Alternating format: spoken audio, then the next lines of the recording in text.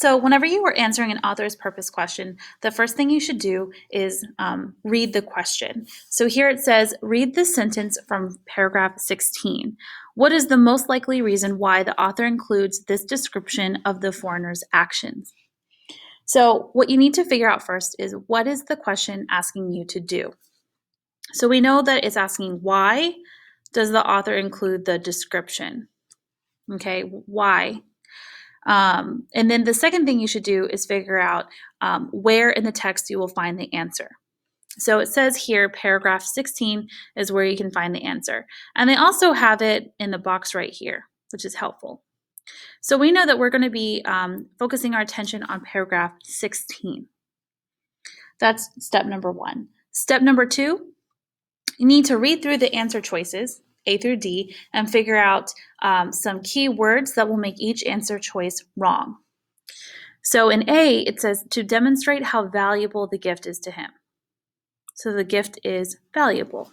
That's our key word or phrase. In B, it says to reveal that he is hesitant to accept the gift. So we can say hesitant to accept. In answer choice C, it says to suggest that the wind and rain have isolated him. So we can use the word isolated here. And answer choice D, it says to illustrate how much he wants to be accepted. So we can say he wants to be accepted. So that's step number 2. Step number 3, we need to read through the text and find any supporting information that will help us to answer the question. So we're going to read one paragraph up and one paragraph down in order to get some context. And so we're going to annotate as we read and underline any important information that we see. So it says, she finished just as she arrived. She poked the foreigner to let him know. He turned back to look at her, and she offered him the paper crane that she had folded. He took it from her, and she said, "Thank you," turned bright red, and ran away. The wind was strong and the rain was heavy. So we know that there's some wind and there's some rain, which is indicated in in answer choice C. It says the foreigner held up one of his massive hands to protect the small gift and safely tucked it into his palm of his hand. She had recycled his culture. It was just so Japanese.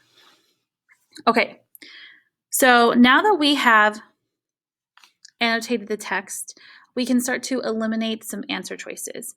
That is, use process of elimination to figure out which answer choices are wrong.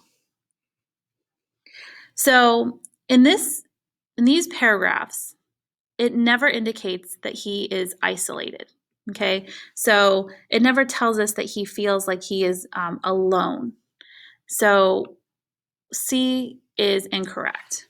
We don't have any evidence to support it. Also, answer choice D, he wants to be accepted. It never tells us in the paragraphs whether or not he wants her to approve of him. So again, we don't have any evidence to support D. So now we're left with A and B.